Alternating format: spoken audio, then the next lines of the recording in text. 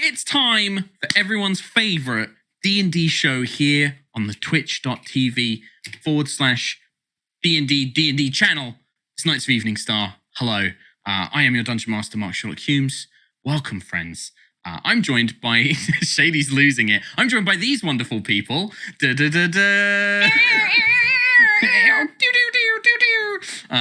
Why is Shady dying? What did we miss? We just threw like 5 other shows just under the bus, man.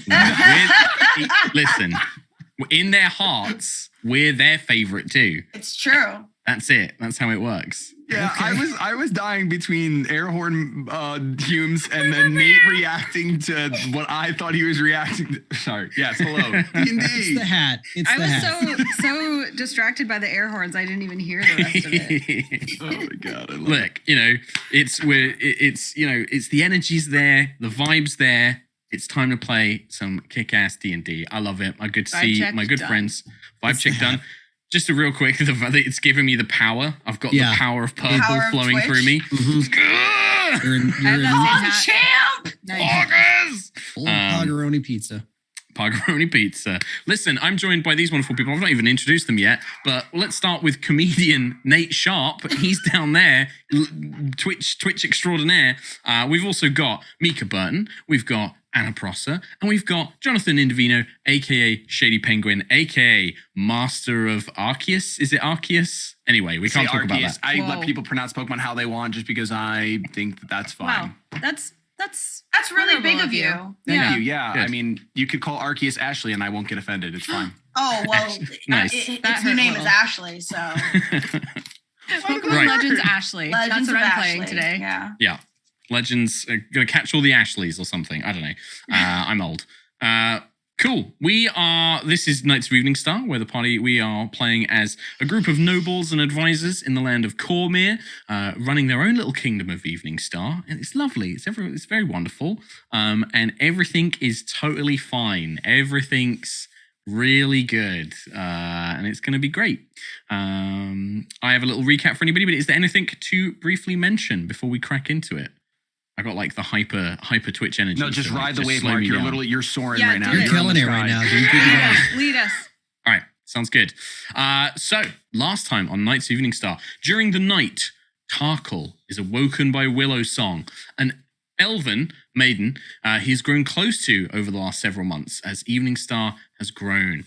Willow Song brought ill news, however, not just of an impeding attack on Eveningstar, but that she is very much not who she claims to be. After gathering the rest of the party, Willow Song confirmed Azara's suspicion that she is a green dragon and her mother an ancient and powerful dragon that seeks vengeance against Cormyr.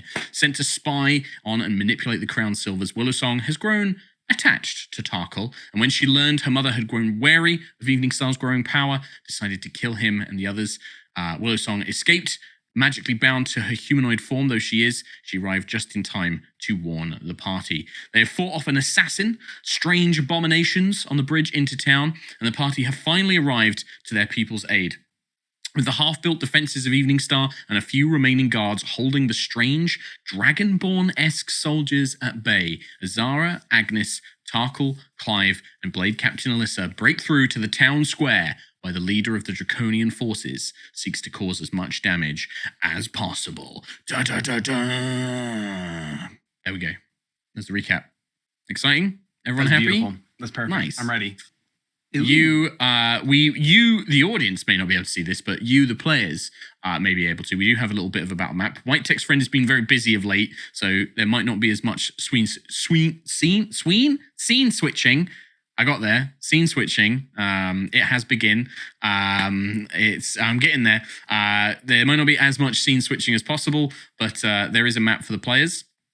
Also, players, in our little Discord, I have linked you something which I've called the Defenders of Eveningstar Actions, which is whenever there is a battle in Eveningstar, because this is your home, this is your place that you are dedicated to defend, you will have access to a sort of once per battle special power that only you can use. Cool. Mica is muted. It's like That's our really battle cool. ult. Yeah. Nice. Glad you muted just to Do back we that all up. have to like unanimously agree on the battle ult, or can any one person?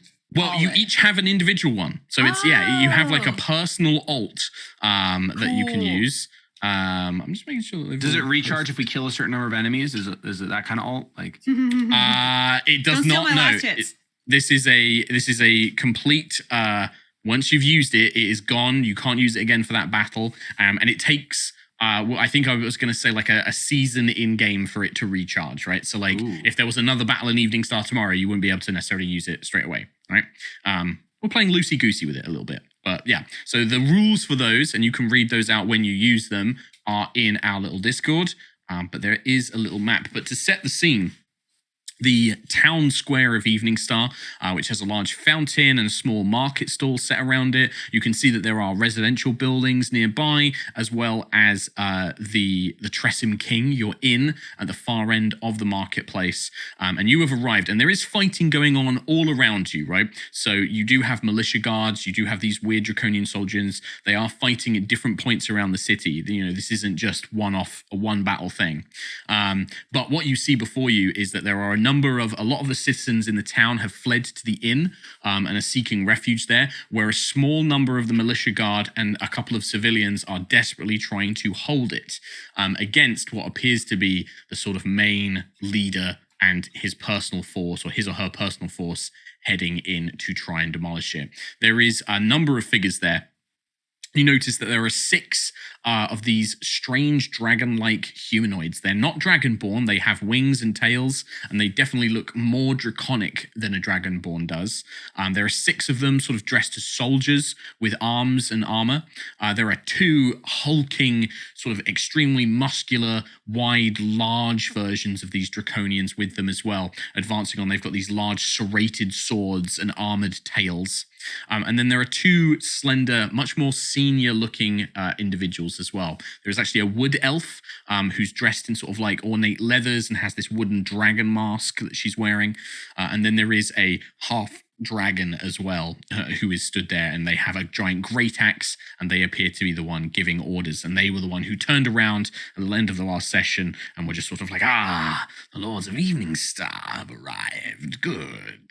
This will make it easier. And that is where we're going to kick off, basically, and wrap up this little assault on Eveningstar with some Love combat. my ult so much, Mark. I love it so much. This is great. Yeah. I'm so excited. I hope, hopefully you like that. Might be some balancing, like there's some numbers tweaks and things like that I need to figure out. This was kind of, this is test bed stuff, so I can always adjust it. But I'm glad you like it. I'm glad that is, I felt like that was a cool way to make use of a cool thing that probably wouldn't get seen a lot otherwise. So, but yeah, cool. Any questions before we move on? Just really quick on my alt. Did you mean to type 12d6 instead of 2d6? No. Okay, I just thought I'd check. All right, never mind. Yeah, I have no questions. They do different things. Okay, thank you, White Text Friend. Mine is very cool. I really like it. White Text Friend has also put the map up, so hopefully people can see that this time. But yeah, they do different things. So like some of them might seem that they do more damage, but that's normally that they just do straight damage. Some of the other ones will have like other effects, like they get extra bonuses to, things, or they cause a condition on an enemy no matter what, whether they save or fail. Or for example, with Tarkals, maybe benefits. And they're supposed to be themed. So hopefully it all makes sense. And they are free action. You don't need to spend an action or a bonus action to do. You just decide to do it on your turn, and it happens, right? So it's not going to take away from a cool thing you want to do. All right. So we're going to roll initiative, everybody. Everyone's favorite. Roll initiative time. Cool. What caffeine did you drink, Mark? Yeah, what's going on here? What's happening here? I have a branded caffeinated beverage, high caffeine content beverage that is branded. Not sponsored. Hashtag not sponsored, unless you want to sponsor me, because I drink a lot of this stuff. I could have a little mini fridge just over here by my D&D books that I could go and open. Yes. Just saying. All right, let's get some initiatives. Also, if you're using D&D Beyond, by the way, for your character sheets, if you just click initiative in that, it should auto-populate into my combat tracker now. Too late. I already rolled really well on a physical that's fine. die, so I'm not if you prefer rolling physical dice, that's absolutely fine. I'm just saying if you do use D&D Beyond. I hope it works. Hope it works. Hope it works. That's the same thing I got in real life. That's fine. Whoa. That's really trippy. This is worse than what I got in real life, but I'll So take weird. Azara's did work, but Tarkal's didn't. Well, you know So what? not using the extension, by the way, Shady. If this is using this straight on the D&D page, D&D Beyond character sheet roller. Oh, I rolled it in D&D Beyond. Yes. Weird. It didn't show up. Yeah. But let me try one You more time. didn't roll it in Roll20? Oh, did that one work? I think That's going to roll 20, but that's not. I think it's because you've got that extension enabled. It's probably No, not. I got rid of everything ever since my issues. Ever since my issues. Weird. Okay. I've Well, had it's not issues. working, but that's fine. We'll just take that last one you did. So 22 for Tarkal. Agnes, what did you get? Oh, 20. 20. And then Clyve of the Wild Me. 11. 11. And then I will start this, and then I will manual entry in for Alyssa. Do you want to roll one for Alyssa for me, please, Mica? Also, are we long rested? Rip 4. No. No, No, we just came from battle. Oh, right. Yeah, this is this is a part of a string of combats that you guys have gone through, where you fought the assassin in the keep along with their minions. You rushed down to the bridge. You fought the giant abominations, and now you've rushed into the town. And so yeah, this is kind of one of the reasons why I gave you the cool alts as well. Is like I know you guys are pretty pressed. So, but we're going to begin with Tarkhal Crownsilver. And yeah, you see this half dragon sort of points to the inn and is like, quickly, the rest of you, finish off the humans so we can deal with the nobles. Okay, and so the humans are the purple circles. Those are our friends. Yes. Yeah, they look like people. And then yes, all the dragon the people ladies- look like dragons. But then the ladies, are they our friends as well? They are commoners, yes. They are like so the Commoners. guards are like actual militia guards, so they have armor and things like that. And then there are 4 commoners who have things like crossbows that they've pulled, or they've got things like pitchforks that they're using as impromptu spears. And they're basically trying to help defend everywhere as well. Okay, so I'm going to start running up a little bit northeast, 15 feet. And then I'm going to take Center a of town. Yeah, I'm going to take a gander.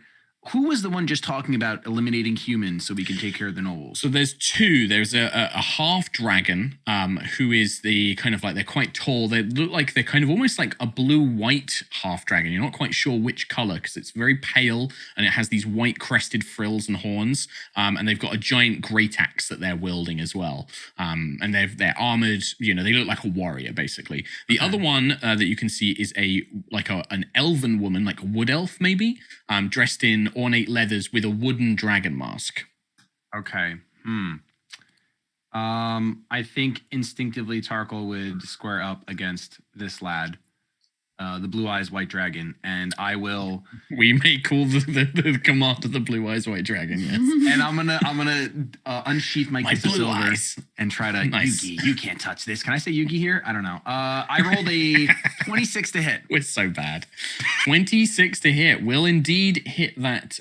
Hit the commander. Let me just see if they've got a cool thing that they can do. They can't, so that's a hit. Okay, and then I am going to roll. That's a bad. You had advantage on this, by the way, Tarkal, because you're acting before them in initiative as well. That is true. I'll roll again to see if I get a crit, but I don't. Sag. And then the Kiss of Silver, but then I also sneak attack for some reason is under a completely different spot right now in D&DBeyond.com. Interesting. It's 4d6. I might just roll it acoustic because I can't find it in D&D Beyond. Should be next to you. Should be on your feature, but yeah, just roll it acoustic. 15, 17. Wait, it's 5d6. I remembered I got corrected. 21. 21 on top of the 5. On top of the 5, so that would be 26 points of damage total. Mm-hmm. Yeah, the Kiss of Silver flashes out of your hand and the dragon sort of looks down at it like, you bite harder than I expected. I recall my dagger. I don't like him using the word bite against me. And I am going to... I think I'm going to move another 5, 10. Okay, so you've moved up into sort of the main sort of market space area, but there's still like an open area around you currently. Yeah. Nice. Yeah. Okay. Wait a minute. I have a bonus action. Can I use my bonus action to move even further?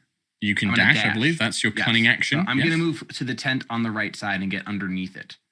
Sure. Yeah, it's like a market stall. So you peel back the sort of cover that would be an entranceway normally, and inside there it's like a farmer's kind of stand. There's like baskets of like produce and hay bales and that sort of thing stuck in there.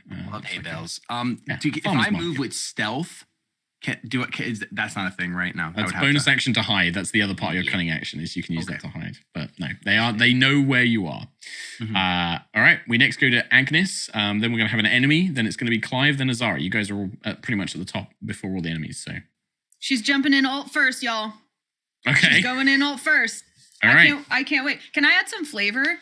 Of course. Yeah. I want to say that Agnes reaches for something that's like bound around her neck under her tunic and pulls out this horse head shaped whistle that's in black wood. And then she puts her mouth to it. Oh yeah. The nose? Yeah, she puts her mouth to the nose and blows this like piercing whistle. And then that activates Shroud Stampede. Can I add some flavor? Yeah. So the sound that when you blow it. Yeah. To the rest of you, there would be an element here of like, it almost sounds like a ghostly wail. Yeah. It kind of sounds like a kind of like haunting, like, ooh, kind of like this, but like a haunting ethereal wail of a horse neighing. Yeah, like a kind of like a sleepy hollow kind of echoes as if caught on some ethereal plane. And yeah, so do you want to read out what yours is called and what it does? Shroud Stampede. With a call from Agnes as a free action, the spectral steed Shroud charges through the battlefield, leaving a trail of ghostly frost. A line 5 feet wide and 120 feet long, starting at the edge of the market square, is drawn, and any creature in that line must make a Constitution saving throw with a DC 14, taking 6d6 cold damage on a failed save or half on a success. Any creatures that are affected have their speed halved until the end of their next turn. Yep. So where do you want this line to come across? So it's 5 feet wide, but I want it to go along this. Oops, it's snapping to center. I don't want it to snap to center. Hold on. Snap to corner. There we go. I want it to go here and be 5 feet wide so that it hits both of those large guys. Okay, so for the sake of the map, I think the idea is that it would be snap to center because it would feel like, imagine like a creature going along the thing rather than like in between all of them. There's no grids in real life, Mark. I know there's no grids in real life. Here. Okay, all right. I'll say that you can for now. Yeah, okay, sure. Thank you. Sure. Thank you. Yeah, It's a line, right? It's a line. Yeah, it's a line. I'd say sure.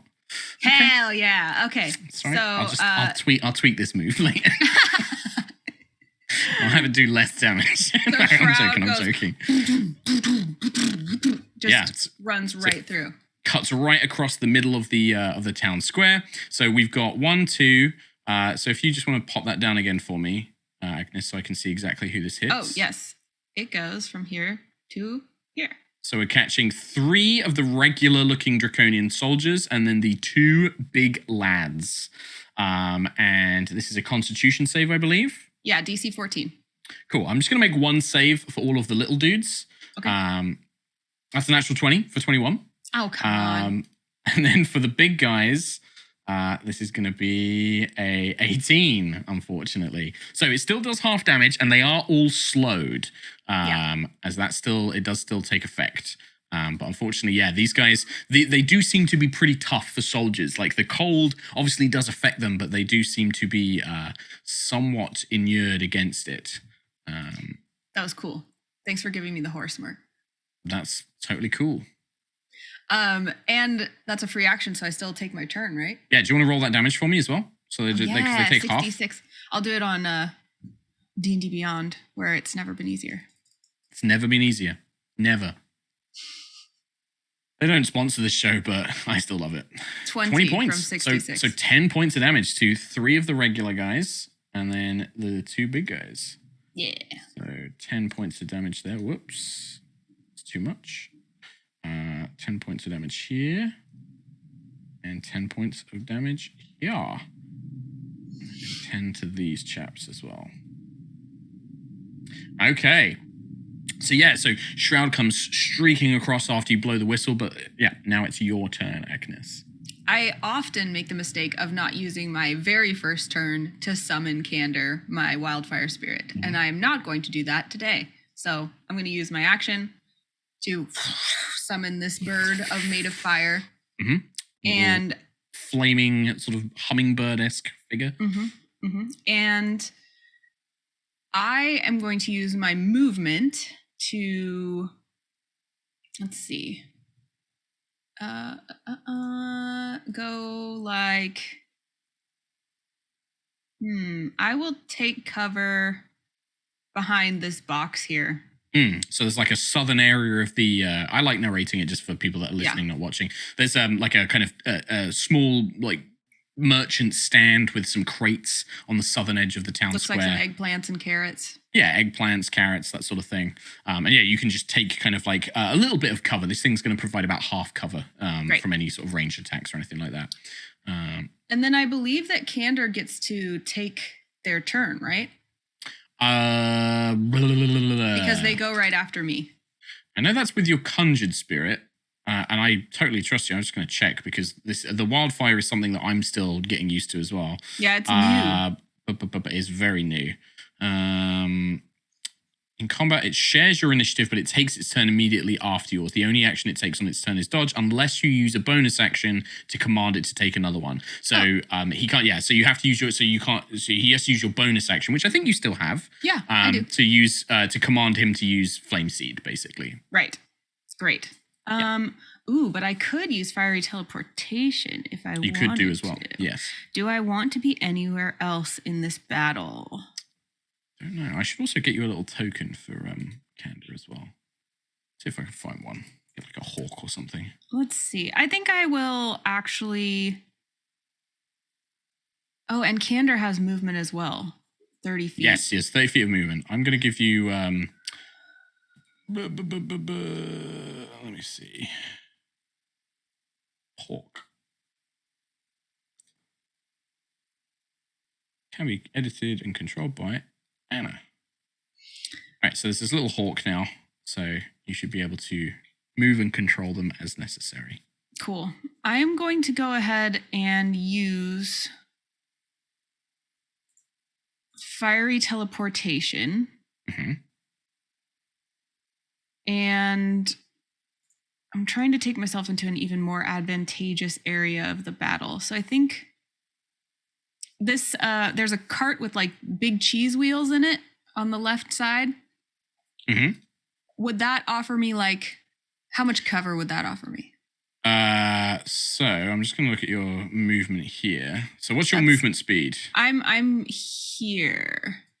And I'm not moving, I'm being fiery teleported. Right, I see. So you're going to send Candor to... So Candor uses his movement to fly up to the cheese wagon. And then you're going to 15 feet. I forgot it's only 15 feet. There you go.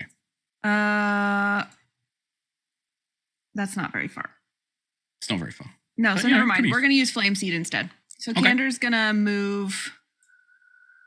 from me 30 feet. Candor's gonna go right into the midst of things and gonna flame seed this lovely warrior right here.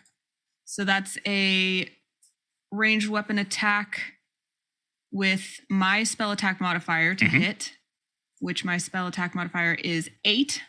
Nice. So let's roll a spell attack. That will be d20 plus 8. For a total of 15. 15 to hit against these guys. Yes, will just barely hit. So these guys do have, they're not really wearing armor. They just have like their natural scales. And the flame seed does manage to just scorch its arm as it dodges to the side. And it will, it's 2d6. The description says, it's 2d6 fire damage. Okay, so 2d6. For Flame Seed? It goes up, doesn't it, I think, as you level up. That's what sorry, no. It's 1d6 plus PB? Yes, proficiency bonus. Proficiency bonus. Which I think for you guys is 4? I think. Where is my proficiency bonus on this sheet? It should be next to charisma on the top, next to walking speed. I'm There it is. almost Plus certain 4. it's- 1d6 I'm- plus 4. Nice. I thought it was 4. My first. Do you want to take my first d6? It was Sure. 2. Yeah, just tell me. Tell me the total damage. Yeah, 6 damage. 6 Fire. points. Nice. So it does kind of get scorched. The kind of burning pellet spot by Kanda kind of burns the Draconian's arm. Just kind of turns to look at you. Ice and fire in 1 turn. And that was against this guy, right? In the middle. Yeah. Cool. Just gonna slowly start labeling these guys because we've got a lot of them. All right. End of turn, Agnes? Yeah. Okay. Seeing this, the sort of leader, the commander of this force, the half dragon, kind of like gazes around, looks around, and then he's gonna go like, well, if the boy will separate himself, I suppose I'll deal with them first. And comes charging in to fight Tarkal, basically. Charging into the tent where the tent. cabbages? Yeah, which my is, by the way, cabbages! like the rest of you saw Tarkal vanish in there. You see this guy chasing there. You can't see either of them now. Like they are not in line of sight. This tent is kind of covering them both. Duel. And yeah, he runs in and he's going to swing his great axe twice at you, and it does get an extra +1 to this because it is a magic axe. So it's only a 10 on the first attack. That was a natural 1. Nice. So sweeps over your head. That sounded like a and +9 to me. that, however, is a natural 20 on the second one. I'm pretty sure I'm dying with these cabbages. And yeah, I mean, you guys know that I do my crit rules. So this is going to be... okay, this is a lot of damage. 12 plus this. I love your that's- crit rolls except when they're against us. Yeah, that's the problem, right? Yeah. Like, the crit rolls are really cool when you do them, and you're like, oh my god, I dealt like 80 points of damage. That's amazing. And then I do it back. That's going to be 23 points of slashing damage, Tarkal. And then 24. 43 points of necrotic damage. I'm on the floor in the tent. You just hear, oh, Do you God. want? Oh, Do you want you to? hear I'm this- going to remind you of uncanny dodge. I'm Is going to that uncanny dodge that second part. The 43. Yeah. Please do. In fact, actually, this is 1 attack, so I think you get to. What's the wording on uncanny dodge say? Let me I go think to my features and traits on D&D Beyond because think- it's never been easier. think When it an does it attacker for- that you can see hits you with an attack, you can use your reaction to have the attack's damage against you. Yeah, because this is 1 attack, so it would be 24 plus the 43, so it'd be 67. Half of 67 would be 31. So you would take 31 damage instead Okay. of all of that damage I just said. Beautiful. So I go to 22, actually. You don't hear me. You just hear, damage. Yeah. Yeah. Nice. And then, yeah, this figure is now in front of you in a very narrowly confined tent. As you are kind of like, as they sweep the axe, they're kind of sending, baskets of like vegetables and all sorts of things spread around. And we jump to Clyve. And it'll be Azara next.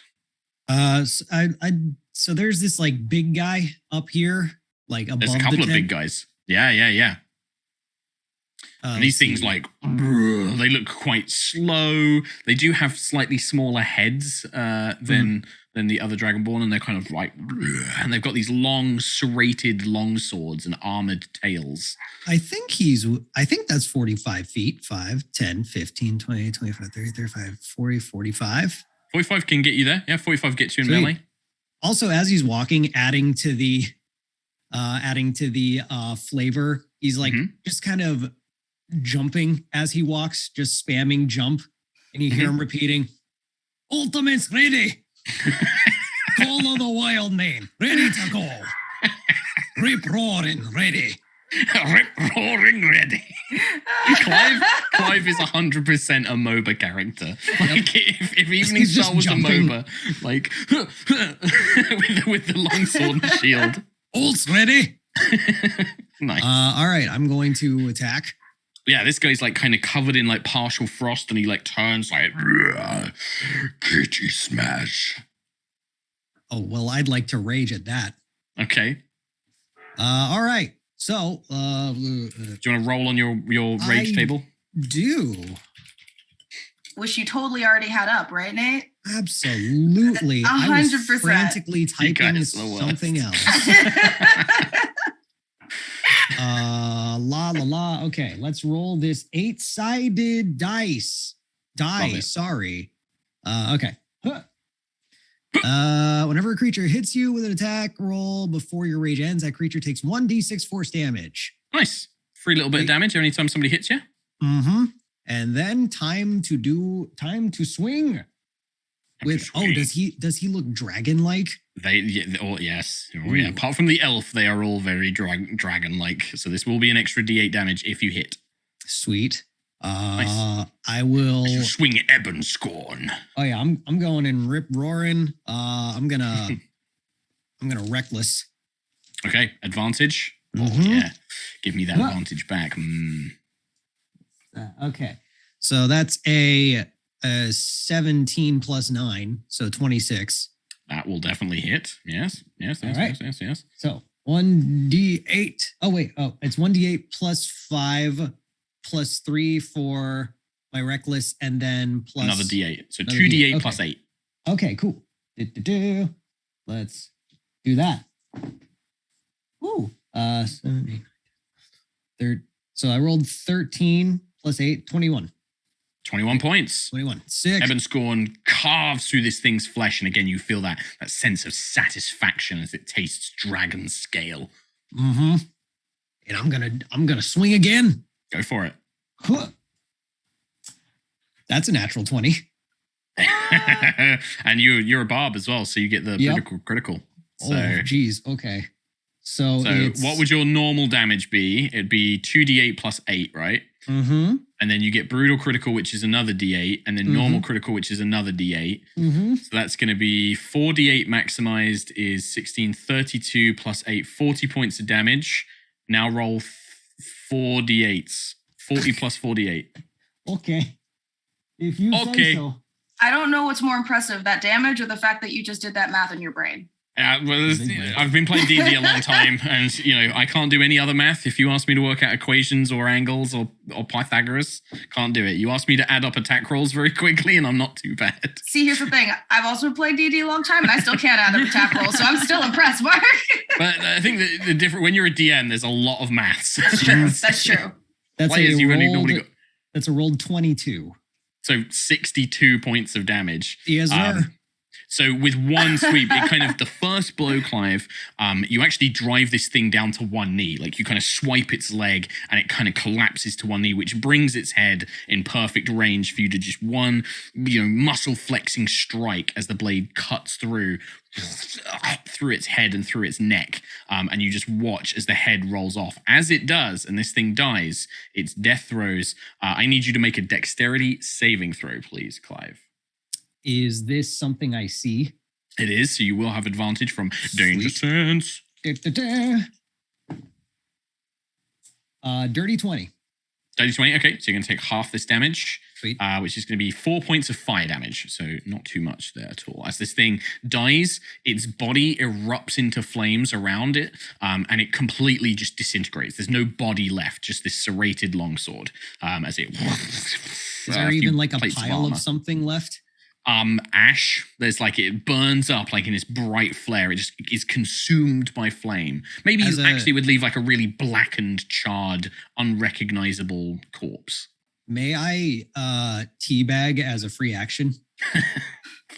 Wow. So toxic. Why did I know you were going to do that? I knew that was going to happen. Oh, nice. It's totally toxic now. As you do, whatever was being held together like charcoal, it just kind of crumbles into dust as soon as your form touches it. It just kind of becomes dust. All's ready to go. Azara, you are next up. Yeah. Well, after that brilliant display, so a 20-foot circle, right? That is a 20-foot circle. What are you looking at here? I'm looking at. I want to move this though. How do I move this now that I said it? It's a pain in the ass. Got it. Cool. I want that. Is that 20 feet wide and 20 feet across? That would be, so a 20-foot radius is actually bigger than that. So I'm going to, this is correct. This is what I want. This is what I wanted, not what I've written. So this was correct for this. This is right? Yeah. But what if I want it over here? Where'd you want it? I want it there. Yeah. No. I want to hit the lady too. Oh, I see. So you want it like here? Am I seeing what you're... Yes.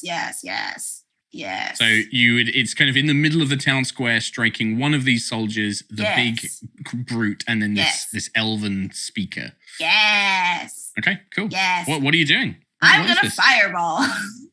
Nice. Oh, this is fireball. Oh, yes. I thought you were doing somebody else's thing. No. If it's fireball, yes. it's bigger than that. Oh. How big? Oh. Fireball big. is all of them, basically. I would like to do that, please. Sure. That's even more fun. Visually seeing how big Fireball is actually nuts. Yeah, it's a 20-foot radius. It's enormous. Like, it is a ridiculous spell. But it's great. It's classic. I like that one. I like that one. Action, Fireball. Action is going to be Fireball. Also, I still have my Elemental Spirit, and I still have my Spiritual Weapon. Yes. When did you... Because you summoned those in the keep, didn't you? At the second fight. At the bridge, that's right. Let me sort you out. Let me sort you out an elemental spirit in just a minute. Thank you. And a little fan girl. Yeah. So, Dex saving throw. Dex of 14. Dex of 14. All right, that is going to be a failure for. I'm going to roll individually for these little dudes, because there is a chance they might save it. 14 on the second one. Third one, fail. Last one, 17. You said DC 14, right? Mm-hmm. Okay, so 2 succeed. 2 of the little guys succeed, 2 fail. And then the big guy is going to be... Big guy is going to be a fail. Love it. And then the blessed is going to be a 15. So she succeeds. God. Half. So 2 of the little guys take half along with the elf, and then 2 of the little guys and the big guy take full damage. 10, 11, 12, 13, 14, 15, 16, 17, 18, 19, 20, 21, 22, 23, 24, 25, 26, 27, 28, 29, 30, 31, 32, 33, 34. 34 points total. Okay. And then whoever passed is half that of fire damage. 32, did you say? Sorry, I was doing something else. Did I say 34 or 32? I think it said 32. That sounds right to my ear. Yeah. 32. So 16 to those who succeeded. Sorry, I was just trying to do something else. Normally I try and pay attention. So 16 there. 16 to AM. So A succeeded, B failed. And then E. 16. Yeah. And then that guy is dead. Nope. That guy is dead, even with the half damage. And then that guy is also dead. Love to hear it. And then finally, where's the big lad? Big lad takes... So yeah, you watch as like this fireball ignites in the middle of the plaza, and a bunch of these guys. In fact, I'm just gonna bunch of these guys. Blech. No, not that one. Whoops.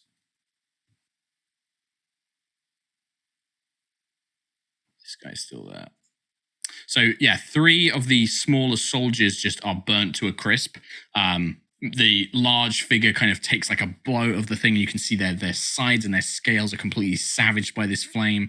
Meanwhile, the elven sort of mage, she does seem to be somewhat affected, but pulling herself back, doesn't seem to be too injured by the attack. Well, that is where we are. As my bonus action, I'm going to move my fan.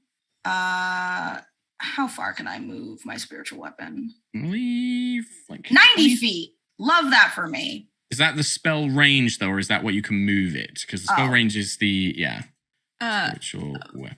I can move it 20 feet. Hello? When a character when a thing dies, can you leave their corpse on the field? Yes, I will. And also, the other thing is you notice that as 3 of these things blow up, They seem to turn to stone when these smaller soldiers collapse. I'll put two more here. When they collapse, they kind of gasp, engulfed by flame. Their skin turns to stone, and they release a gas out from their bodies. Not enough to kind of strike any of you, but enough that it does. You can visibly see this gas emanate from these creatures. And then spiritual weapon, bonus action. You can move the weapon up to 20 feet and repeat the attack. All right. Well, I can't get it quite to little Miss Missy over there. No, but next turn. Next turn. So I'll move it 20 feet for now. And then that ends my turn. It's now my spiritual or my summoned spirit's turn. Mm-hmm. And he can move 40 feet. Mm-hmm. How far is that? 40 feet will get next to the mage. That's exactly where I want him to go. Okay. And now I will have him smack her in the face with his big watery claws. Okay. 15 plus 9. 15 plus 9 against her will definitely hit. Dope. And then that is 1d10 plus 9, which is 5 plus 9. 14. 14 points of smack to the face. Of bludgeoning damage, yeah. She does kind of raise her arms up and maybe using a slight piece of magic does manage to kind of create enough of a barrier that she absorbs some, she takes damage, but it's not enough to like kill her or anything like that. Darn. Struck by the blow. Well, that's it. That's all I have. That's the full turn. That's the full turn. Okay. The dragon blessed on her turn. Can I ask a question real quick? Yes, before that of course turn? you can. So I have a feature called Cauterizing Flames with my wildfire spirit at 10th level that I always forget about, but this is really cool. And what it does is when a creature dies within 30 feet of either me or my wildfire spirit, I can create a flame in that space that provides either healing or damage. And I've read it a few times, and I'm pretty sure that it's something that's just like, if someone dies within 30 feet of you, this can trigger, because it doesn't have an action associated with it. Okay, so we'll read of it. You gain the ability to turn death into magical flames that can heal or incinerate. When a small or larger creature dies within 30 feet of you or your wildfire spirit, a harmless spectral flame springs forth in the dead creature's space and flickers there for 1 minute. When a creature you see enters the space, you can use your reaction to extinguish the flame there and either heal the creature of fire damage or deal fire damage to it. Yeah, so it just sticks there basically. It's not a reaction or anything like that to use. Right. So when the one that's to the left of the fountain here, right next to Candor, the one that's closest. Yep. Yeah, that one. When that one dies, I think it just this red flame flickers in that space, and I'll point to it with the rest of the party and say, "If you need healing, it's right there." Well, actually, I think the wording of this ability. Does it happen in all the spaces? That's what I'm thinking. Yeah. Yeah, cool. I think so. So you can use this. Oh, no, you can use this reaction. So it is specifically a reaction. No, but the reaction is to activate it. So the flame springs up, and then if somebody goes to the flame, I have to use my reaction to go poof and okay. Yeah. them. So it's all three of these dead foot soldiers all currently have like a flickering flame above their bodies. Take their life force. Need healing. It's essentially, it's turning very Moba at the moment. The speaker, who is currently stood next to you, is going to do two things. As a bonus action, they're going to drink a potion of healing. They're going to drink a great potion of healing for 44 plus 4 hit points. Don't you think that the spectral water dragon would have like crushed any bottles that she had on her? Do I do that to you, Mica Burton? Do I have it when you get hit by enemies? I break your potions? No, I was just asking. It's not much. Don't worry. It's only 13 hit points. Wow. All right. And then the last thing she's going to do is she starts muttering a prayer like, by the power of ancient Thalmaglaw, bring down forth a column of flame. And Azara and Elissa are both hit by a flame strike. this makes the most sense for them to do. So Alyssa and Azara both need to make dexterity saving throws as a 10-foot radius, 40-foot high cylinder bears down. Yikes. Let's see. Where is Alyssa's? Saves is just a strength and constitution.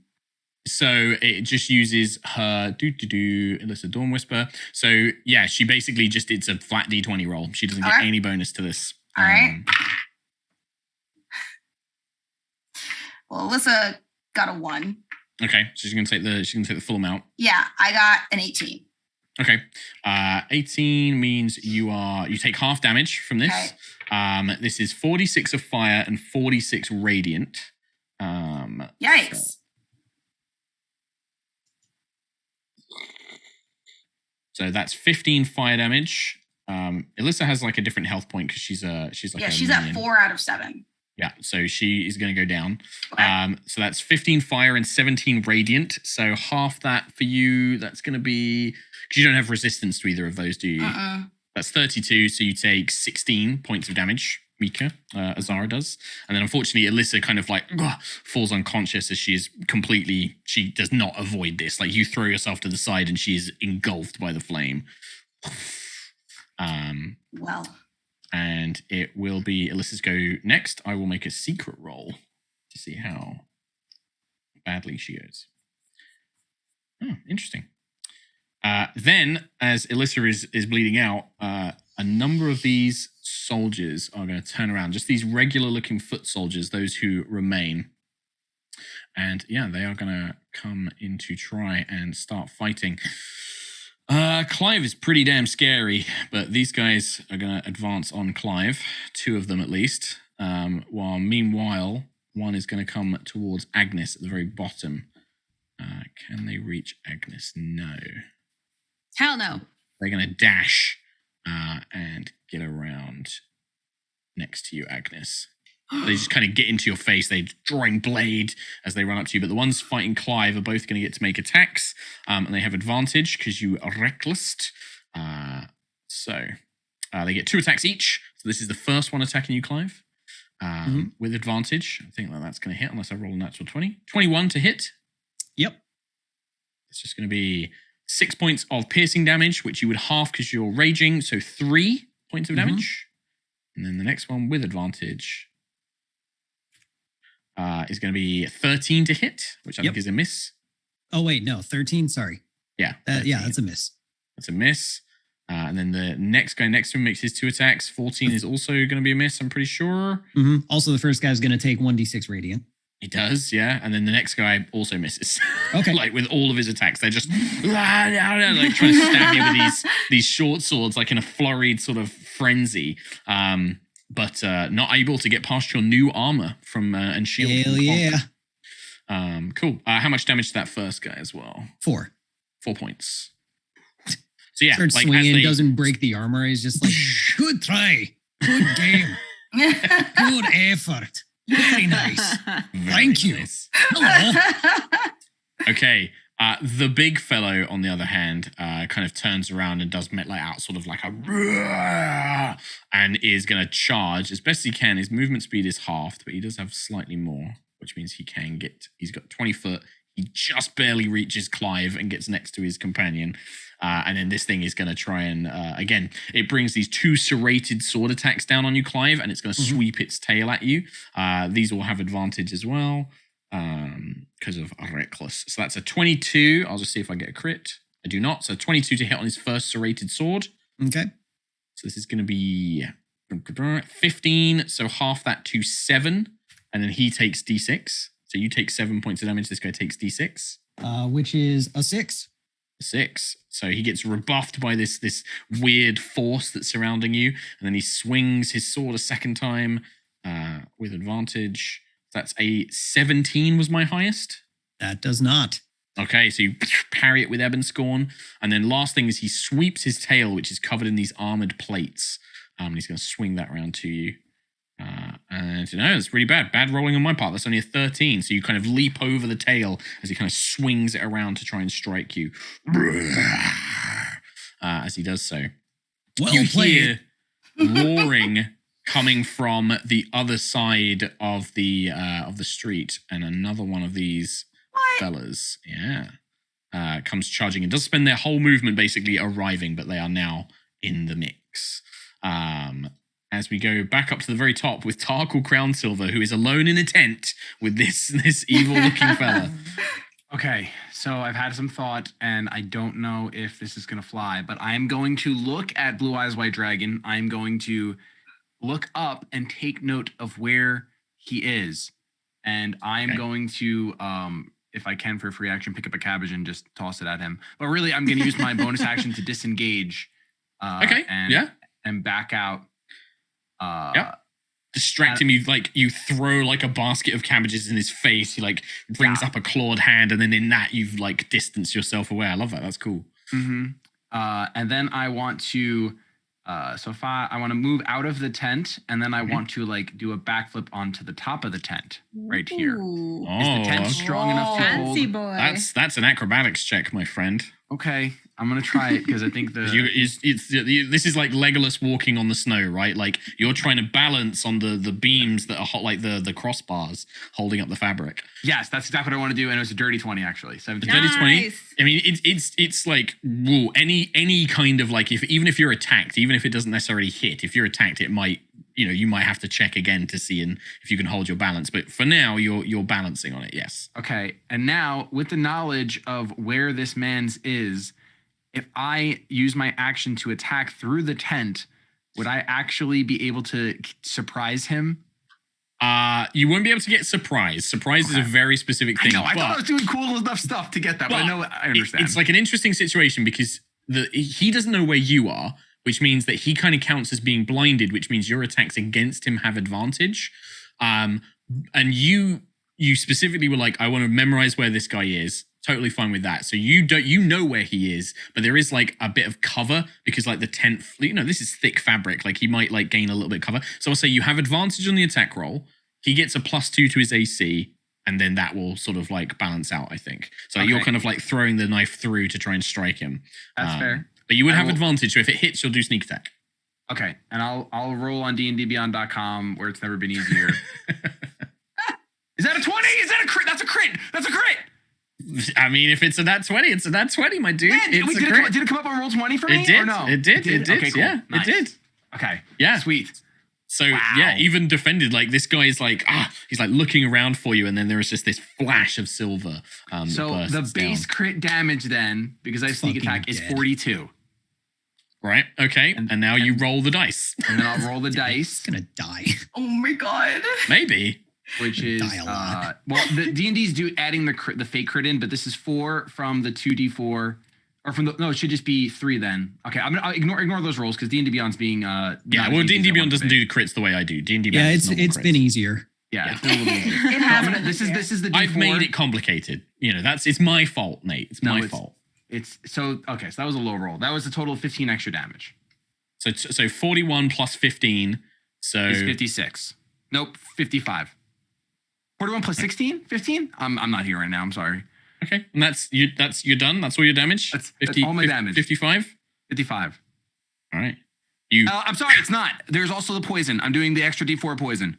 Oh, are you? The 4 damage of poison. Call on Willow Song's power after your little sort of like. I'm happy. Because I've taken a heavy blow, and it's given Tarkal the time to, understand that I should perhaps use this. Oh, interesting. Okay, yeah, sure. I mean, an extra 4 damage of poison. An extra 4 damage of poison. Well, that was just enough. All you hear, you can't see anything. You just hear a kind of like, and then it goes quiet inside. Nice. I did a backflip. That was a great turn. I feel really happy. I'm gonna have my turn. Actually, I probably will. Can I hop off? I should have the next 5 feet movement. Can I hop off the tent? Thank you. You hop off the tent. And that'll if I was mean, I'd make you do another acrobatics check, but I'm not going to. Cool. Nice round. Good stuff. Well played. All done? Yes, all done. Agnes.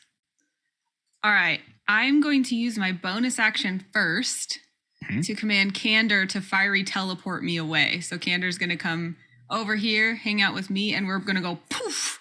And 15 feet? Yeah, we can go 15 feet. So I'm just going to go ahead and go over The toward other the side of the. eggplants. Yeah. I was going to say, like, to the other side of the market stand. So Exactly. this Draconian is like, now I've got you, fire sorcerer.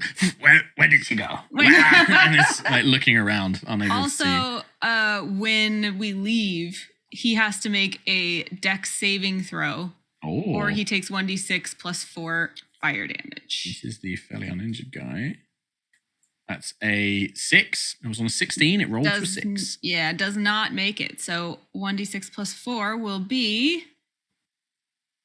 6 fire damage. 6 points. 6 points of fire. Ah! Haha. And then I will. Alyssa and Azara looked like they were in trouble, right? Yeah, I mean, Alyssa is down. Like, Alyssa is unconscious. I don't think Azara looks particularly injured, but like she did. Oh, actually, no, she looks pretty bad. She's I don't bloody. know what you're talking about. You see like blood and sort of things like that. I scrolled up because I can see your health now on the combat tracker, and the icon is like half red because you've been half health. So I'm like, oh no, she doesn't look pretty bad. Just as a note though, Agnes, the fiery teleportation would technically be Candace's turn, which is after yours, because you have to use a bonus action to command it to do it. Do you want to retcon that? No, let's say because I mean, what are you going to do on your turn? Because if that isn't going to change it, I'm just going to then run it's over fine. to Alyssa and Azara.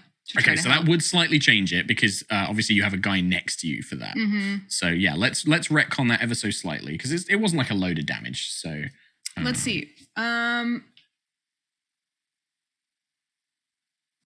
trying to think how I could do this effectively, or whether I would.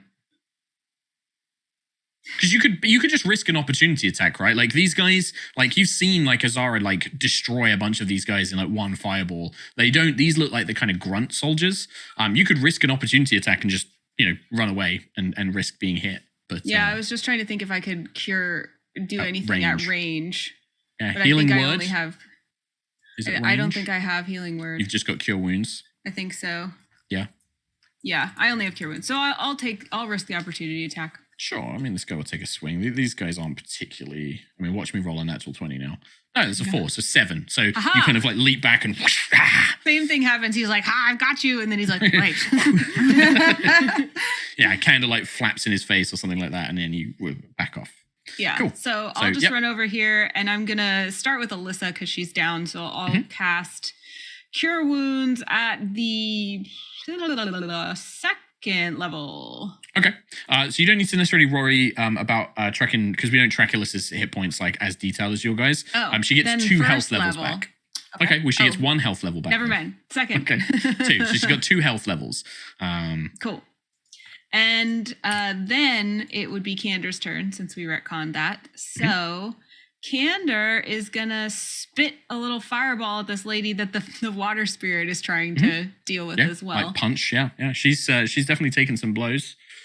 And Flameseed has a range of 60 feet, so Candor doesn't even have to move. Nope.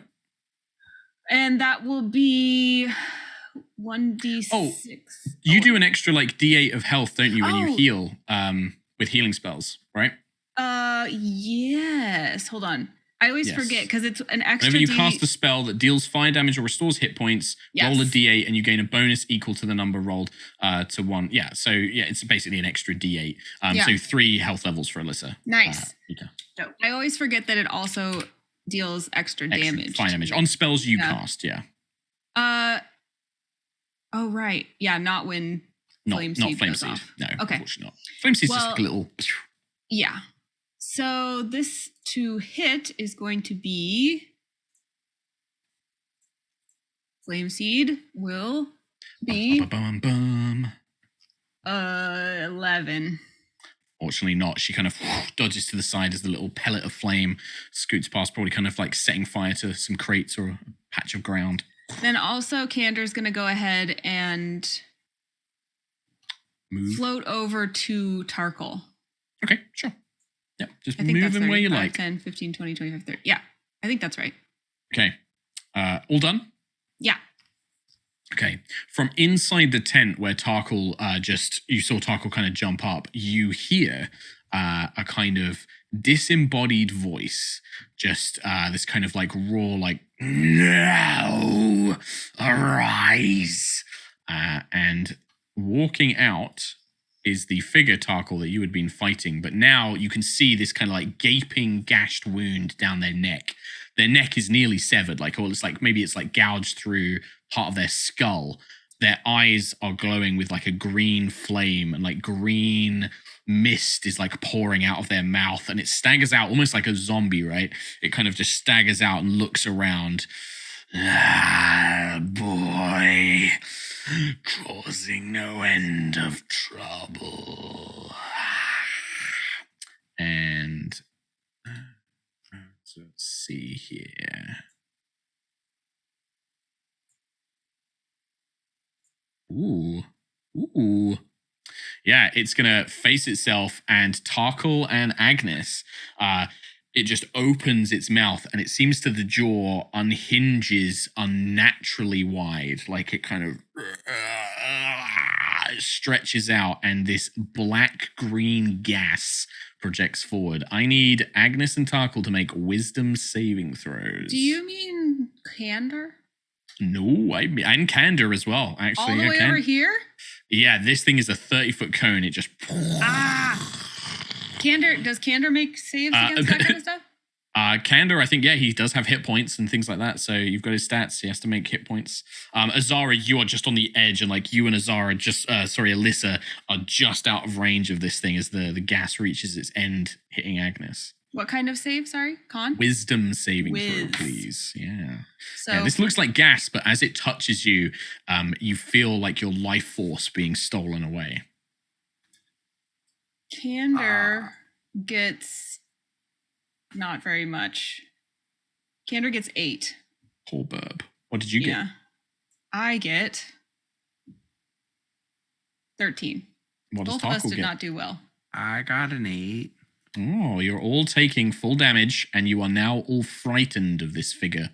You can repeat the saving throw at the end of your turns to get rid of it, and you also take 41 points of necrotic damage. Well, I'm not really scared when I'm on the floor, am I, Mark? Oh, you're not. But if you get back up, you still will be.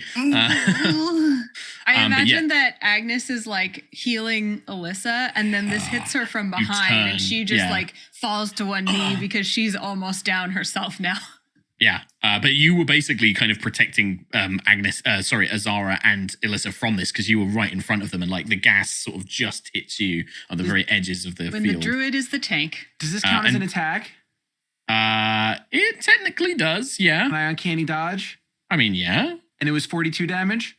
41. 41, so it'd be half so the then 20. I have 2 HP. Okay. Okay. That's Nice. better than none. That is. That's fine. I was hoping I would have Yeah, one. because I think honestly. Uncanny Dodge just works on any attack, right? It's not like as a long dex as it just says saving throw. attack, yeah. I just wasn't sure if it was something else. Sees you hits you with an attack. I'm going to check that in the future. Yeah, it's just because like in D&D there's a very distinct there's a distinction between being hit by an attack, which is normally an attack roll, and failing a saving throw. I will say for now you're up, but I'm gonna check the wording on that. I'm sure that Jeremy has clarified it somewhere. Blame Jeremy. Like, you know, but for now you're up on 2 hit points. Okay, thank you, sir. But this thing, But I'm also frightened. You are also frightened, and this figure now with its unhinged jaw kind of hangs open, and it just turns with this great axe on one shoulder and looks down at you. Clyve. Yeah. Okay. So there's several friendos on me now. You've got like one big guy, 2 of these little guys, and now this like undead half dragonborn has just stepped out and is like, "Rah." Cool. So I'm going to first Daunting Roar. Okay. Try and see if I can get someone off of me. So Okay. that is a Wisdom 16 save for creatures of your choice within 10 feet. All right. One of the little boys is going to run away. Yep. And the big lad is also frightened. Do they run away, or is it just that they're frightened? What does it say? That would be frightened.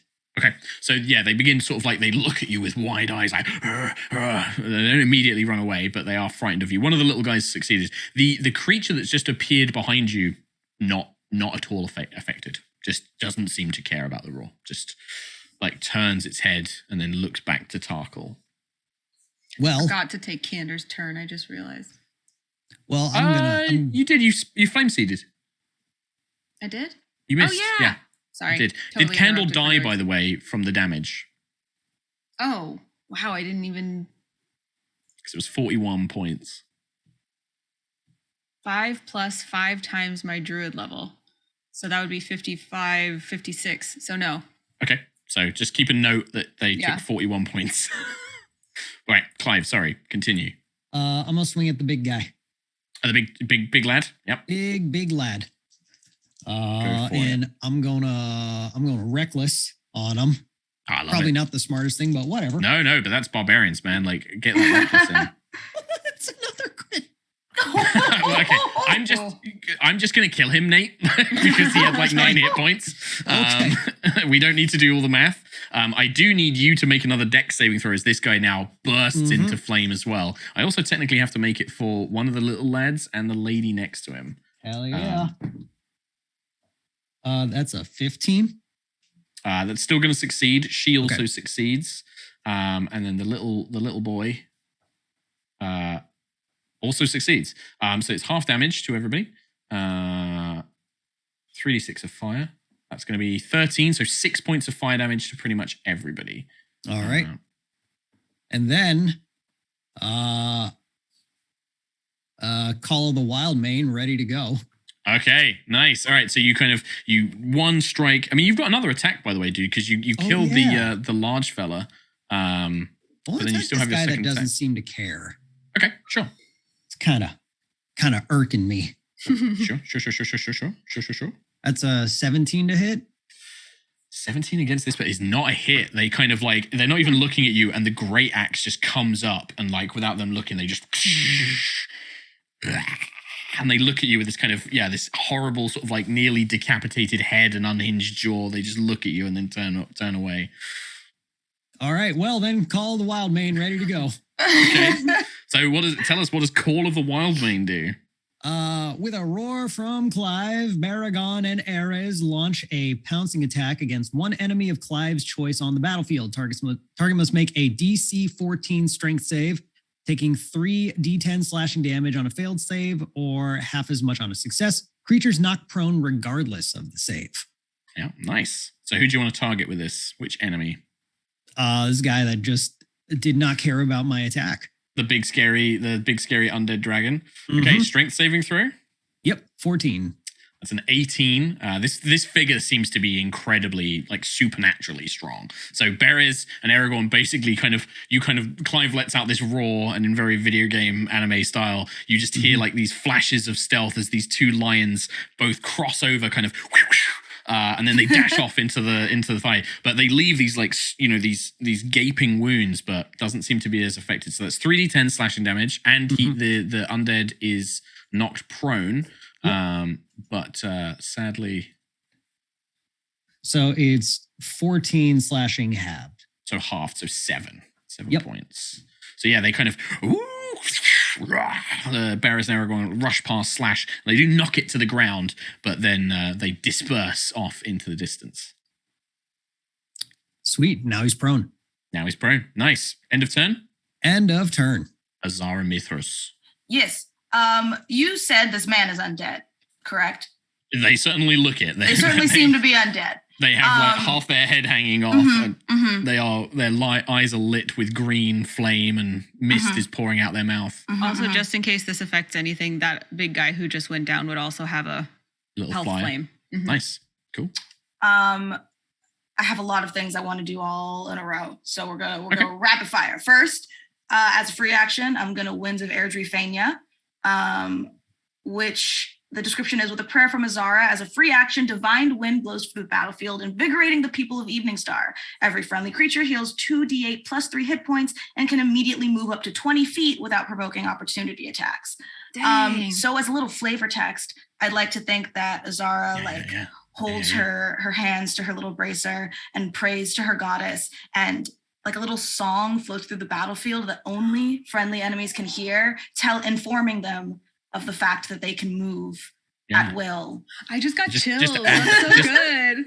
To add to that as well, like it's the wind, like as it picks up, it lifts you and it kind of gives you that burst of speed. Yeah. Like the song fills your mind, Yeah. and the wind, it almost carries you to safety. Yeah. So do you want to do the 2d8 plus 3 healing to everybody? I will do that. That is a D8, which is 4, 5, 6, 7, 8, 9, 10, 11, 12. 12 points of healing. So everybody gets 12. Alyssa gets 2 more health levels, so she'll be at 5 now. Love that for her. Okay. That's my free action. And then That's everybody, completely free. if you feel like moving, which is So also what I'm everybody going gets to to do, make a 20-foot thing. Yeah, Alyssa probably would want to move like 20 feet closer as well. So I'll move I her. would like to go. Oh, that says I can't see. Oh, wait, I can just move myself, right? 5, Yeah, you can just move yourself. Yeah, you don't need me. 10, 15. Wait, I want to stand close to. Can I just stand next to Alyssa? Yeah, you can get behind her if you want. Like if you just want to move behind her, Yeah, she'll kind of like body block you. So body Mark, block for you. out of fairness, I did look up and I was going to wait till my turn, but I cannot uncanny dodge on saving throws. Okay. But I'm only bringing it up now because I just got healed. You just got healed, so you'd be up now anyway. So why don't you just do? So it was 12 healing, right? So just put yourself at 12 hit points. You're still frightened. And does that mean, so since I may move with this prayer, because I'm frightened, don't I have to move 20 feet away from this You person? can't move closer to him. So it's a little, it's not like turn undead where they have to run away. With Gotcha. frightened, you can't move closer to the source of your fear. Okay, I'm gonna back away. Go like this. Am I? It's a good- I'm good also time. frightened, right? You are, yeah. So you can't. So you can go sideways, but you can't go towards the dragon figure that emerged from the tent. And I couldn't go like diagonal like this. I guess that wouldn't technically be closer. Well, let me see how far away you are. 35 feet. Yeah, you'd be fine. Yeah, as long Okay. as you don't move, as long as you don't end your turn closer, I would say. Okay. I'm gonna. But yeah, try thank to you for be- checking that, Shady. That's a good responsible player. We know that for next time. So it's only on like attack rolls then, so like melee attacks or weapon attacks or like magical, like where I have to roll a dice. Basically, it says it's useless against spells where you have to make a saving throw. Anytime you have to make a saving throw, you can't uncanny dodge. You can't do dojo. Nice, cool. That does balance it out a little bit more because otherwise it's like crazy good. Yeah. Cool. Everybody Candor moved moves. up toward you, Clive. Candor's hanging out with you. Nice. So- Clyve, you just happy to stay where you are? You're like, I don't need a wind. I've got them Yeah, right where I want them. I'm doing good. Nice. Cool. Okay. Right. I am also going to quicken this next spell. Okay. So I use 2 sorcery points. Yes. Which means I only have 2 left. And I am going to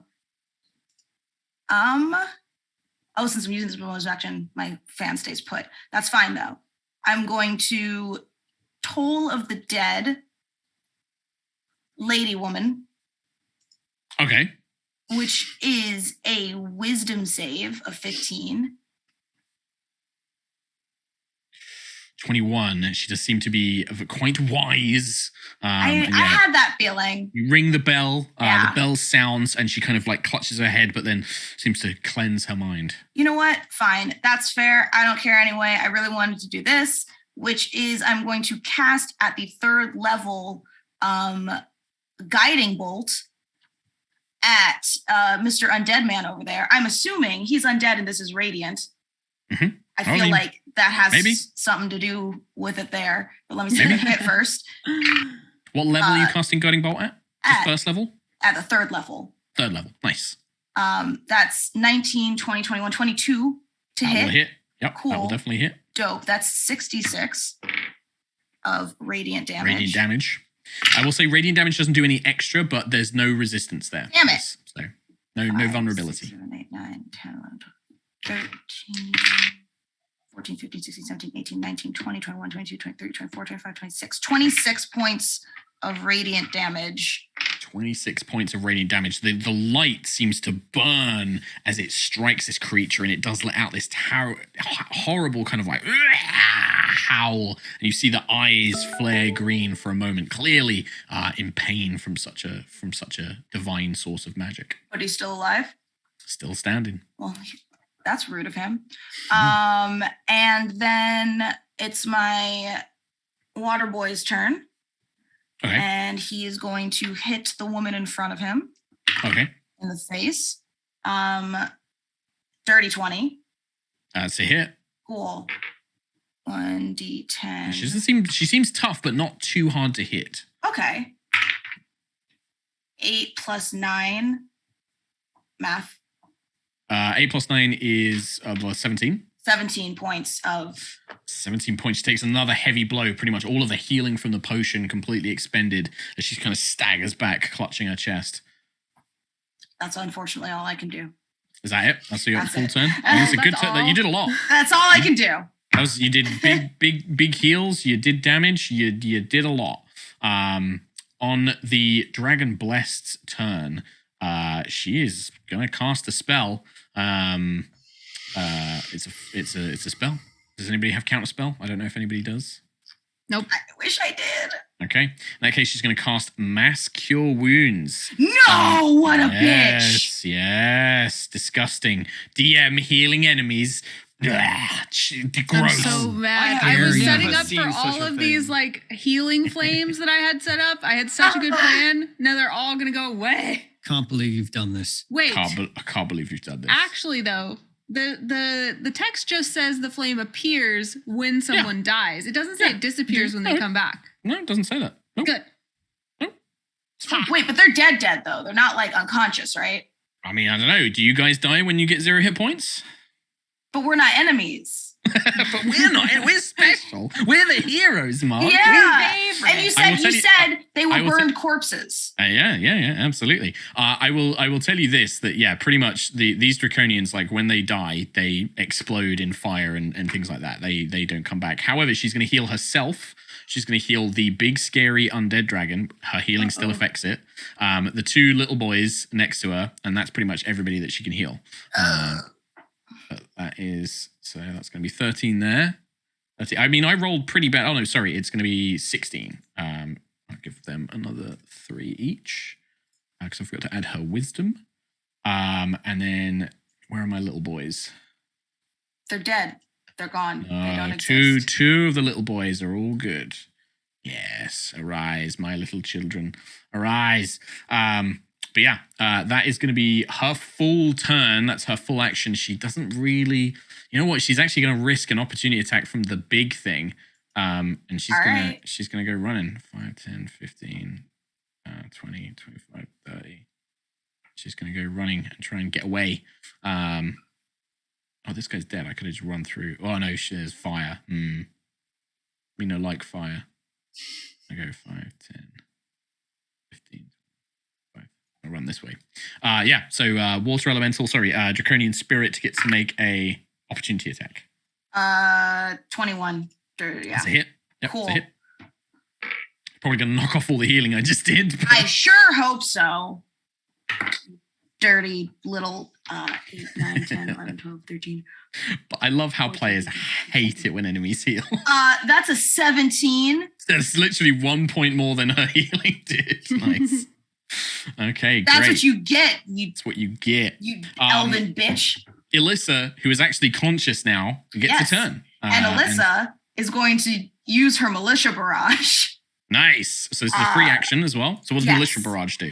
With an order from Alyssa as a free action, the various militia guards who can spare a shot fire in the area of battle. A 20-foot radius centered on a point within the battle that Alyssa can see. All creatures must make a dexterity saving throw, DC 14. On a failed save, they take 8d8 piercing damage or half as much on a success. So it's about that big. Right. So yes, you could, well, here's the difficulty, right? You've got a number of targets. You could go for the big guy on the far edge of the town with the who just arrived and the female mage. Yeah. You could go for the 2 Draconian foot soldiers and the big undead guy, but you will hit Clyve. And the militia can't, unfortunately, distinguish between friendly characters. Right. Because it's just like they're just pummeling an area with arrows, right? Right. So which of those 2? That's going to be your best ways to use this ability, really. So Alyssa, being a tactical woman, will know that Clyve has danger sense. Also, Clyve is a tank. Also, Clyve just got healed. Yep. And what's the little arrows to a lion? Yeah. Bring it! Yeah. So Alyssa, like in the RP, Alyssa, Yeah. totally like you said, she judges the situation. She knows Clyve can take it, and Yeah. she senses that this undead creature, I think Alyssa would see that and be like, that is the biggest threat right now. yeah, And she also especially wants because to that free other woman ran away. So she just like Yeah. calls out, she's like, a militia guard of Eveningstar, barrage on me. And she points and she directs them. And yeah, they basically, all the guys who are like at the inn, but also some of the soldiers on the walls hear her call. They turn around and they fire a quick shot in that direction. And that whole area is pummeled by arrows. I like to think she'd also try and warn Clyve that Yeah, that there's some Incoming. arrows coming his way. So this is a dexterity saving throw for Clyve and then all the enemies. Yes. 16. Yeah, he That's a passes. success. Nice. One of the little boys passes. The other one fails. And then the undead creature is not particularly dexterous, but manages to kind of like maybe raise up an arm. They roll a 17, so it's half Yeah. damage to everybody but one of the little draconians, and this is 8d8. I should roll this on D&D Beyond. Can I roll specifically 8d8s? Yeah, so if you Use click, there's like a quickly. little d20 in the bottom left, and if you Oh. click that, you can do a custom roll. 3, 4, 5, 6, 7, 8. Bam. Roll. It's a lot of ones, but that's 23. 23. So Clyve is going to take 11, along with a bunch of the enemies. 11. Isn't that halved again because he's raging? It would be, yeah. This is piercing damage, so actually it'd be 5 points of damage to Clyve. Yep, very, very true. Call. See, Very, very Alyssa good knew call. what was up. Nice. One of Awesome. the Draconians is just pinned to the ground, and their body, as they die, their body turns to stone and they release a gas. Clyve, I need you to make a Constitution saving throw, please. Okay. This gas, it leaks out of their dead body, filling the space around Does he them. also danger sense that? His dex saving throw is only on danger sense, unfortunately. That is a 26. 26. So you kind of cough for a moment and you look at your paw and you can see like a part of your paw starts to turn to stone and you just shake your head and then it stops and it kind of the stone just crumbles off your skin. No. But yeah, That was So- her free action. that was. So let me pull up her stats. She can. You know what? This makes more sense. Alyssa's going to just kind of stay back here because she's been hit quite a lot. Mhm. And she is going to. Am I going to take an attack? So yeah, Yeah. commanding strike, Commanding she strike. makes an attack and then Right. somebody else gets to make an attack for free. But she has to make an attack against an enemy to do it. Oh, okay. Well, then we're going to do both. So she's going to move. How far? Wow, can she move? 30 feet. She's got same 30 feet? movement as yeah. Cool. She's going to move up to the Ice King. Scary. Yeah. The ice king. I mean, tell me I'm wrong. Undead Sure. ice dragon. Okay. And is going to smack him in the face Yeah, with a so sword. she makes a signature attack, and then one ally can make another a free attack. Basically, It's going to be Clyve. yeah, I think So +6 to hit. That's 18 to hit. just barely strikes this thing. So as it's deflecting Clive's blow, Yeah. and as it's kind of peppered by the arrows, Alyssa's greatsword manages to cleave a strike. Dope. So that's 2d6 plus 4, 4, 5, 6, 7, 8, 9, 10, 11, 12, 13 slashing damage. Then slashing damage, a big deep cut along its side, And then Clyve has a hit. and then Clyve, you get to make a free attack against this target. It has to be against this person. Sick. All right. That is what's that. So as Alyssa kind of like strikes forward, the RP is that she's like, Clyve, strike now. And like she kind of like cleaves the blade and like distracts it long enough for then Clyve to swing around and get a free hit. Dirty 20. That's a hit. All right. Let's see. Okay. +5. Put a bomb. So is this another dragon guy or is this just an oh, cool. Okay. This is indeed another dragon, man. So 4. 13 damage. 13 more points of damage. Does Evan's my scoring rage bonus get added to this? Yeah. Oh, okay. Then another 3, right? Yep. Another 3 points. Yeah, as you turn around and strike with Eben's Scorn, again, you get that sick sort of sense of just like, yes, it's pleased as it bites into this thing's flesh. Great. Alyssa, his turn is complete, I believe. That is everything. That is it. So the little soldier's still remaining, and then this one who chased after Agnes, who's still in the fight, he comes charging for Agnes. And then one's just going to try and strike Clyve. I'll do the one who's next to Agnes first. So 2 attacks. That's a 17 on the first one, Agnes. That will hit. And then that's a 22 on the second one. As in, like, to hit. So two strikes. 5 points of damage on the first. 5 points of damage on the second. So 10 points of damage total. So just kind of cuts you with this short blade. No, these guys don't seem to hit particularly hard. They're just, there was a few of them is the main thing. These guys look like the grunts, the foot soldiers. As he gets in your face. And then Clyve, this one against you has advantage. Because of your recklessness. 18 to hit. That's a hit. Okay, so this is, I mean, you're going to barely take anything from this. That's going to be 5, half to 2 points of piercing damage. All right. And then, hey, that's a natural 20 for a total of, 7 plus 3, 10. 5 points of damage. Ooh. All right, so then that's 2d6 radiant. Then you do oh my D6. God. Yeah, it's probably going to kill this guy as well if you roll high. That's 5 radiant total. For both? Yeah, both added up to 5. 5, okay. Not enough to kill him, but he is kind of like bounced, kind of like rebuffed by this arcane force as he strikes you twice. And looks confused. Can I react with unstable backlash? Yes. Yeah. Sweet. What is that? Yes. That's taking damage. I roll on Wild Surge again. So it'll That's end right. my radiant, but I don't know. I want to see what else happens. See what you get. Oh. Yeah. I love it. I'm so sorry. I don't know. We can't really retcon this, but my guiding bolt until the end of my next turn, Ice King, you get advantage on hits against him.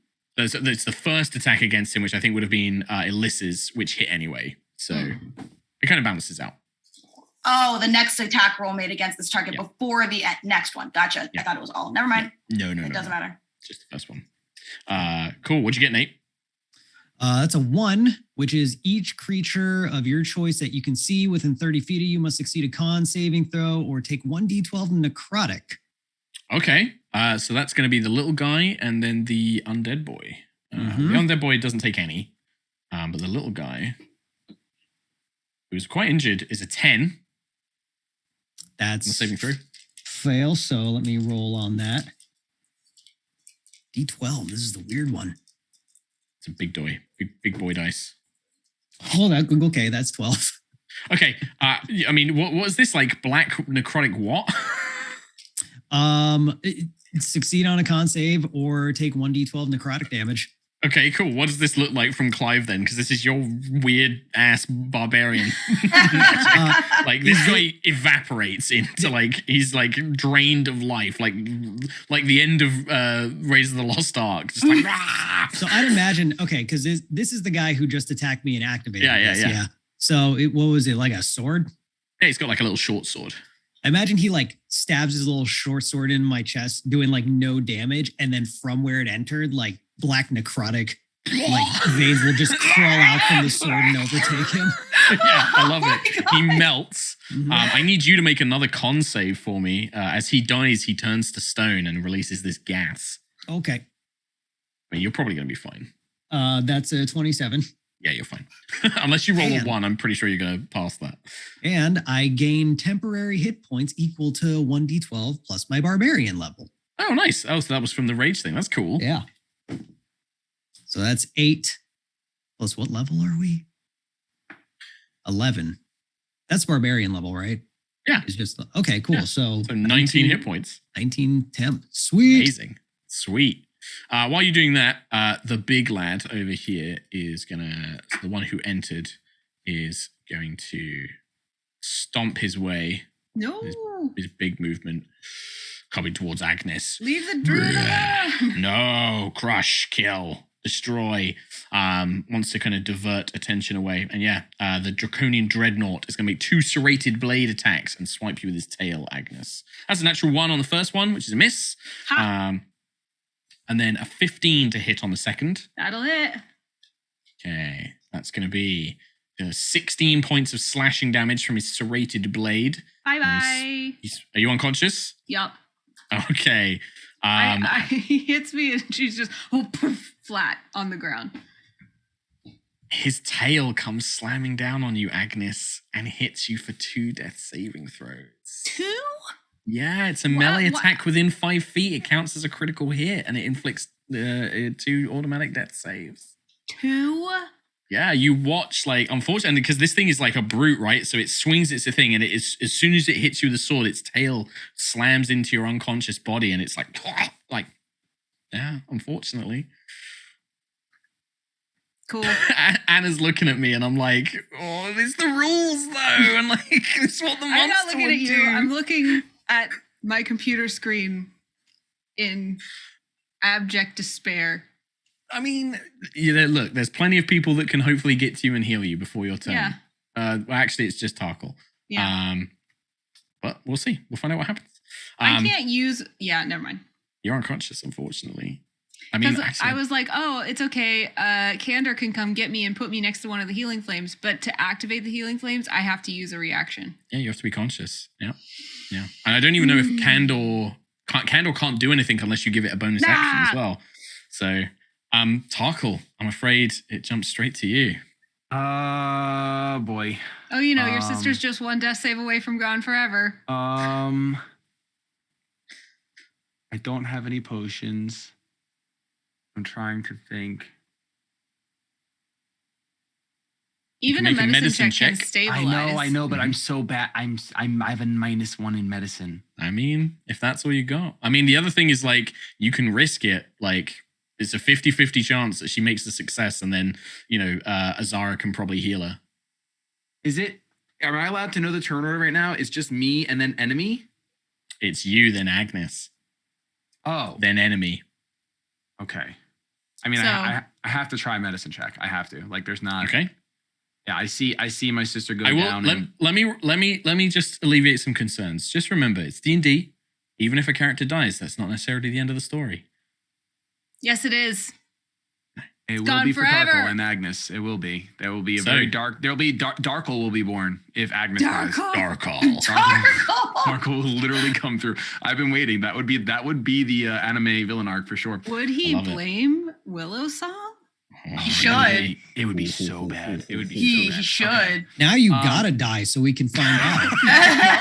Be such good drama. In a panic, definitely just rushes over to her and is like tearing like his cloak to make bandages or like try and bind the wounds or like, because I think like as this thing, like the sword blade struck you and is probably like not necessarily is the killing blow, and then the tail sort of knocks some of the life out of you, and like there's this deep gash along Agnes's, chest. And I have /roll 1d20 typed into roll 20, and I'm just gonna click enter, and it'll be -1, whatever that is. Because 17. That's a meta you picked up, baby. Yeah. Wow. So that's stabilized. Oh my gosh. Agnes. Hold on. Yes. Can I do more stuff on my turn? You can, but I just want to do one thing with Agnes before. Okay. You are in darkness. You can feel, you know what happened. You know that you were struck down by a blow, and you can feel your life ebbing away from you. You're not aware of the conscious world. You do become aware that there is a flame, that your life is represented by a fire burning inside you, and that flame diminishes and it shrinks and it becomes smaller. Not quite an ember, but close. And then you feel something kind of surge that flame back to a larger size as it does so. Tarkal, continue your turn, please. So that was your Am I conscious action. or just stable? Stable, not conscious. So you are at 0, but you are not making death saving throws. Now remember that like any further damage, you'll be making death saving throws again. Okay. I don't know if this is smart or not because they're close. So that would, and medicine check counts as my action. It's your action, I'm afraid. Okay. So you still got like 20 foot of movement and your bonus action left. Yeah, I just don't know. if there's anything worth doing. I don't think Tarkal would leave Agnes's side right now. I think the only thing he would do is he would stand here. Like move up to kind of engage try to the move two up and- fighters. yeah. And like this brute doesn't seem smart enough. Like it thinks Agnes is dead. Like it hit Agnes and then hit her again. And he's like, yep, that one's dead. I'm now going to focus on this living one. And you think that the soldier beside him is of the same mindset. Neither of them think Agnes is alive. All right. So Agnes, unfortunately, like, yeah, you don't need to make any saving throws, but you are just unconscious on your turn until you get healed. So you're just out. But yeah, just that strange sensation of that fire kind of shrinking as if, a burning out kind of, or a wind chilling it, shrinking, and then flaring back to life. Near-death experience. Yeah, not quite. But, I guess near-death experience, yes. That was near-death, for sure. That was near-death. All right. After Agnes's turn, it is the undead creature's go, and the first thing I'm going to do is see if its necrotic breath recharges, which it does. No, I don't think so. I think you're wrong. I think that's incorrect, actually. Check again. Yeah. I rolled a 6. No, No, you didn't. I don't think so, No. actually. Eh, too far away. Yes! So he's going to do. Once it's so bad. Yeah. Oh, yeah. Clyve, you get an attack of opportunity. Oh, you whore! So does Alyssa. Good. Comes charging towards Azara. Clyve and Alyssa both get opportunity attacks. Cool.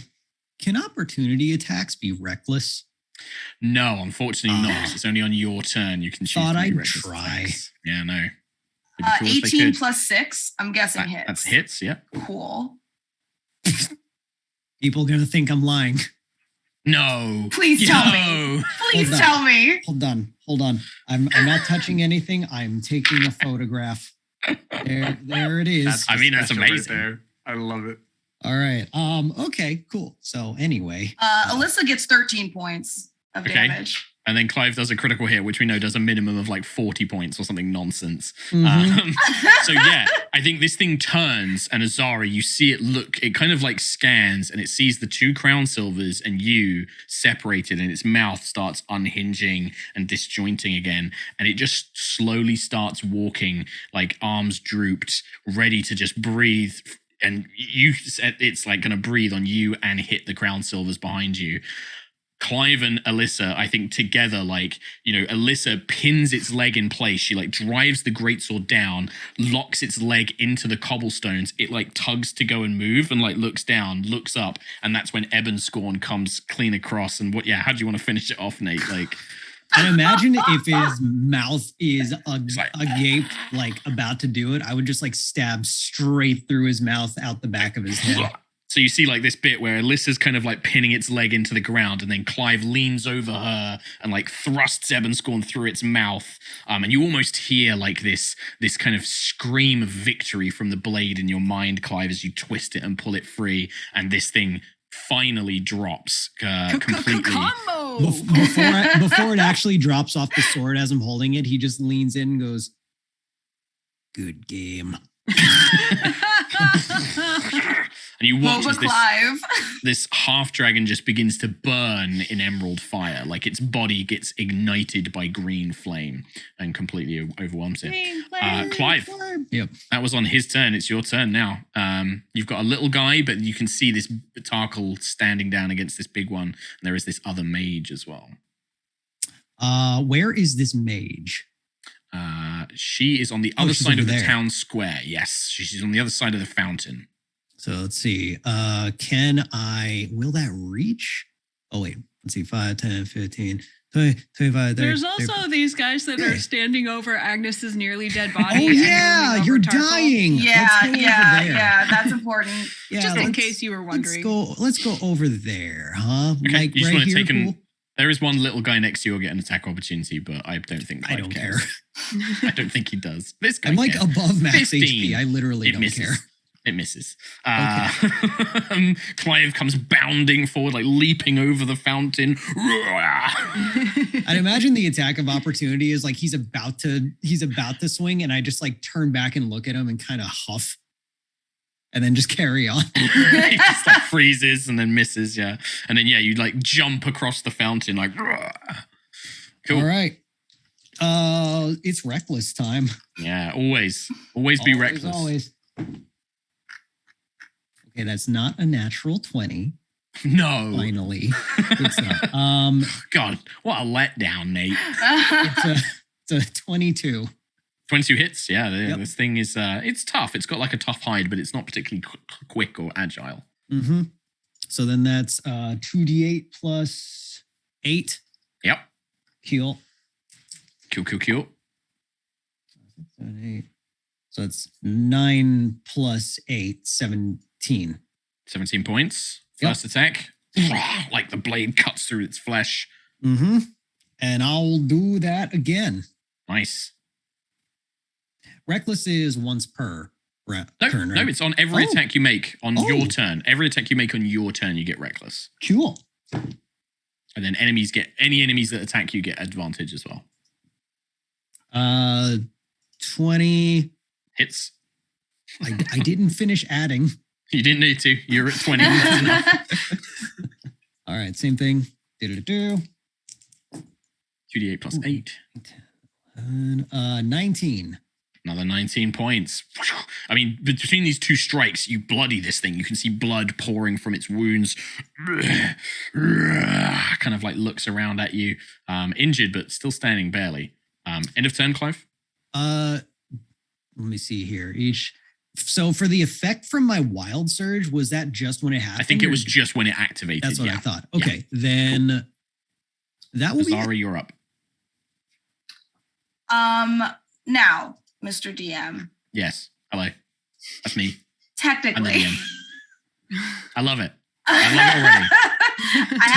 Technically, Mr. Kind, lovely DM, who I love. He's great friend. Great friend, has never done me wrong in my life, and I know won't start today. Mica, I hit Agnes when she was on the ground with a monster. Like, it's not gonna work. Yeah. Technically, the spell False Slave is on self. But, Azara's like this. God damn it. Okay. I ain't messing with no targets or spells. You want to do something cool? Sure. But, like, the spell says self. Unless you've got a meta magic that lets you, like, change that. Maybe that's a thing you can learn one day. But right now, no. I don't. Yeah. So I can't. So I won't. So I shan't.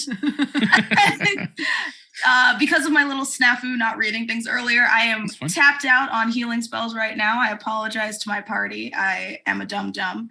So as an apology, what I will do is I'm going to come 5, 10, 15, 20, 25, 30 feet. I'm going to kind of stand. Can I stand amongst the eggplants? You can kick like the boxes out of the way, sure. Yeah. Heck these boxes. I'm here now. Stand amongst the eggplants. The eggplants. Heck these boxes. I'm here now. And I am going to cast Blight at the... Wait. I don't know why I'm positioning myself. I'm actually going to come here and I'm going to cast Dragon's Breath on myself. And as a bonus action, I'm going to blow said Dragon's Breath, and I'm casting it at the 4th level because Azara means business. Heck yeah. I'm going to blow it at those two, sparing my friends. Yeah, because you can angle the cone so you only catch the two big ones. As you see me angling myself currently on screen. How far? What's the range on the cone? It normally says like a 20-foot cone or a 30-foot cone. Okay, yeah, I mean, that I will just check. I don't think that's enough. It's not quite enough to hit her, but it will hit the other two. What kind of save have I got to make? You have to make a 4th level Dex 14. That's a failure for the little chap. Mm-hmm. And on the big chap, that's a 13. Both fail. Cool. I'm gonna do lightning because I get an extra 3 points of lightning damage no matter what. Yep. Nice. So that is No resistance here. No resistance. Dope. Love to hear it. That's 5d6. Oh no, I dropped d6. Okay. Ooh, 10, 14, 15, 16, 17, 18, 19, 20, 21, 22, 23, 24 points of lightning damage spat from said mouth. Okay. Tap. You watch as Azara kind of inhales this breath, all the divine kind of wind that had healed you previously now fills Azara, and as she unleashes this blast of lightning, it fries and cooks these last two Draconians as they And the fall. eggplants. And The eggplants. I need Shit! Clive, Tarkal to make dex saving throws. Agnes automatically fails as the big guy explodes in fire when he dies. Oh, crap. And then I need Tarkal and Agnes to make constitution saving throws as the little guy dies. God, I'm sorry. No, listen, it's a frantic battle. These things happen. You finished the two enemies off. It was a good idea. I just Yeah, wanted them to not be absolutely. on you. Yeah, no, and this is the thing, right? Like in a battle, Azara's like so focused on like I need to stop them that she just forgets Fuck. that these things can when they die. Even if you had thought about it, it's still probably better they're dead and we make this one Yeah. check. True. means that true, they can't true. if they knocked Tarkal down, then there'd be nothing stopping them trying to finish Agnes or whatever. True. Off, True, so true. yeah. I rolled my dex and it's 21, and then I have evasion, so I'm going to take no damage. You take no damage from the fire. You do need to make a con saving throw for me though, Tarkal. Constitution. That's so- 15 for me. 15. Okay, you're fine on that as well. Clive, does it really matter? Well, it was so but I want to state with advantage, I rolled 2 4s. Okay, So- so the dex. Yeah, So for you the take dex. 12 that. fire damage Neat. now. And then your cons, you don't need to make the con save. Agnes, you would take one death save automatically because as the guy explodes, and then a con save you make as normal, really. It's one though, and I'm right next to you. The con save is a 5. So you watch as Agnes's Shit. unconscious body is there, her arm begins turning to stone, and she is now dying again. Ah! Stop. But I'm only one save down, right? You are Because I I you was are one save stabilized. down. Yeah, you were stabilized. Yeah, you're not dead. You are one death save down, but you are making death saving throws. And apparently again. turning to stone. It's which cool. is And apparently great. turning to stone. We got you. You're fine. At this point, the lady mage who is left is going to look at all of this mess. Wait, I'm not done Oh, my apologies. because we have the You've got your elemental spirit. spirit, That's true. and he can move 40 feet. Okay, And right. he's also Let's made of keep water, so going. he can go through this fountain We and got walk. like 12 minutes, but let's Yeah. go. He's walking Do it, right do it, up do it. to this Sure. ma'am. Sure. You have to move him though. Yeah, that's fine. Yeah, he's going Punch. right up to her, and he's Punch. screaming in her face, getting her face a little damp, punching her in the face. I was That is like, a- I'm like, Little just gonna water run away. spits. That's a 19 to hit. 19 hits. Awesome. Oh, that's a 10 on my D10, which means that is 19 points of water smackage. Takes the punch. Still standing, but But takes the does punch. she want to walk away? Does she want to get an opportunity attack?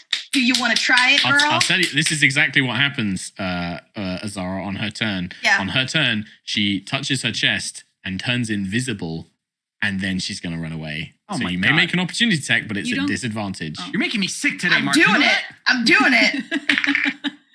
Well, that's a nat 1, so fuck that. All right. She just runs. You just hear the faint sounds of some invisible creature fleeing the scene at this point. Fine. Alyssa's go. There is one little soldier left, heavily injured. Alyssa can probably just finish him off. Yeah, she just stabs him in the face. Yeah, she just goes up and Yeah. just. As an afterthought. Yeah. I think we'll call it there.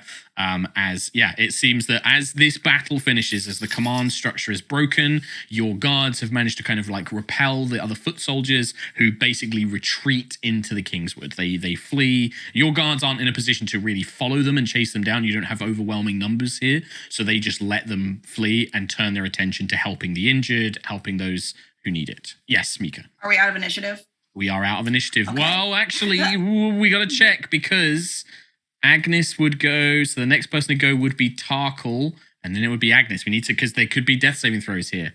Okay. Okay. All right. Tarkhal. So can I do another medicine check on my You can. sister? I Yep, look you at her can. and I'm like, you've got to be kidding me again. And then I Fiery but explosion. mostly concern, not frustration on her part. Just this, I'm not good at this and I don't want to let her down. Sure. And I roll a 0. So Agnes, I need you to make a death saving throw for me, please. And if it's a 1, that's bad. This is all on you, D&D Beyond. This is on you. I'm just rolling a d20. A 10. A 10. Okay, that's enough. That's a success. So you're not, you still need to make the checks, but then we would basically go to Clyve or Azara, who I'm sure can stabilize. Can I fix it? Yep.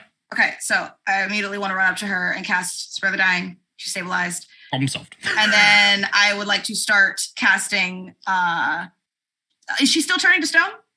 So you notice that, Agnes would make another con save against the petrification. So if you just do that quickly, it doesn't really matter, but just for the flavor's sake and completing the combat. 18. 18. So you watch as the arm was turning to stone. It wasn't actually the arm turning to stone. There was like a stone crust forming over it, and it flakes and breaks away. Okay, never mind she's then. not actually.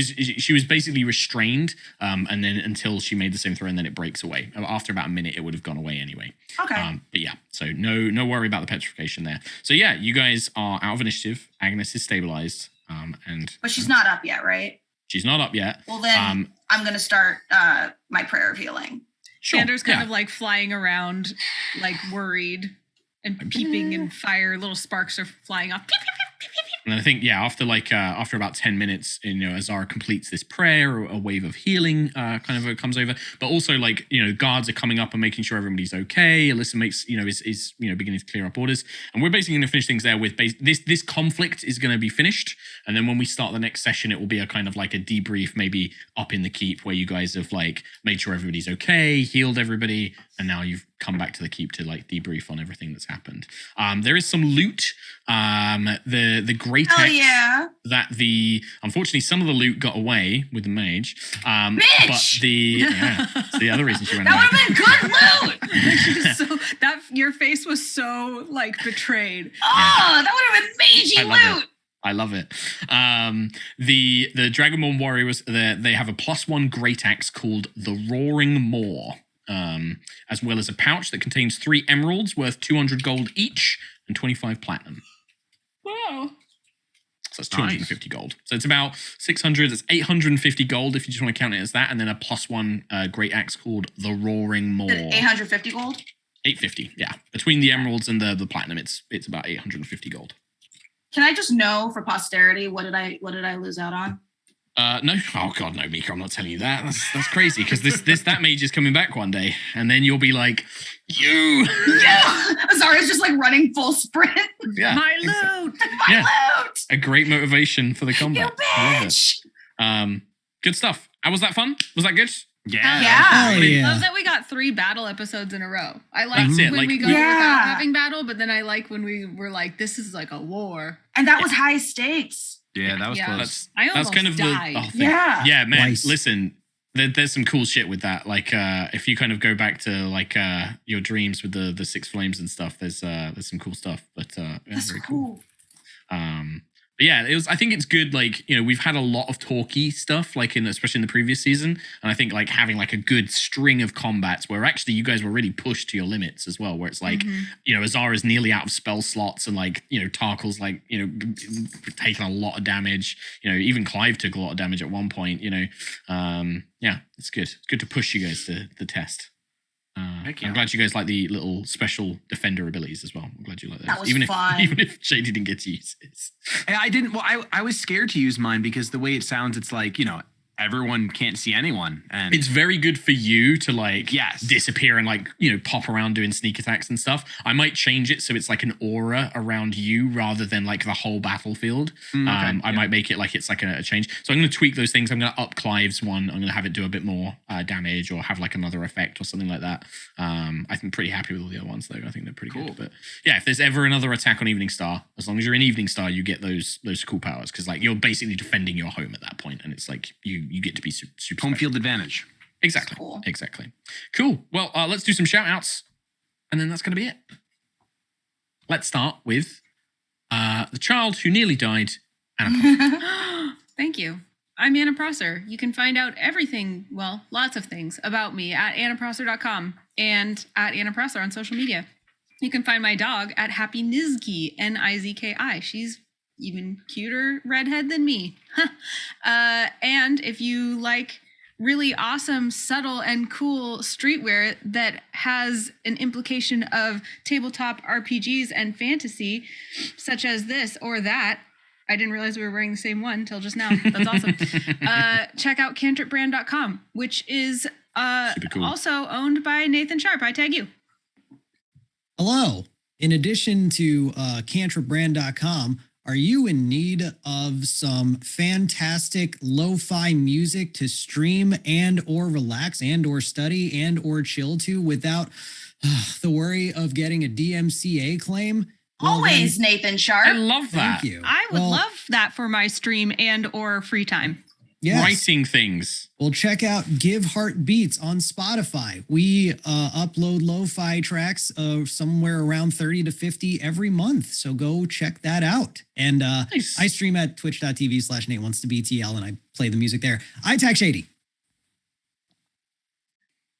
He's muted. He says I did no. everything wrong. I just said ignored no. it. Turned the camera off, muted himself. It's probably messed with the whole layout. Peace Oh out. man, I'm sorry. Hi guys, my name's Shady and I mess things up. You can see me messing a lot of stuff up at twitch.tv/ShadyPenguinn Monday through Friday all the time. I don't know what I'm doing anymore. I tag Mica. Hi, everybody. I'm Mica Burton. You can find me pretty much everywhere at Mica Burton. I also, now that I know what day it is, would like to tell you that every Tuesday of February, you can watch me host a live kind of Mystery Science 3000 viewing of the Legends of Vox Machina with the cast of the Legends of Vox Machina on twitch.tv/critical role. We're going to be watching the show as it is intended, drinking with friends. It's sure to be just Mica herding drunk kittens, but it's not always fun. So tune in every Tuesday at a certain time, 7 p.m. Pacific. Good Lord, this is my job. I should really know. I don't know. Go to the Critical Role It'll be Twitter. Yeah. Figure it It'll out. be on Bye. Twitter. That's me, Marco. That's it. Hi, you find me Sherlock_Hulmes most places on the internet. That's where I live. You should also come and check out my other D&D show I do called High Rollers D&D. High Rollers D&D, YouTube, Twitch, Spotify, iTunes, wherever you want to find us. We're all in there. Exciting stuff going on in that campaign as well. But yeah, Sherlock Hulmes, pretty much find me everywhere else. That's it. Thank you. Bye. Take care, everybody. Bye-bye.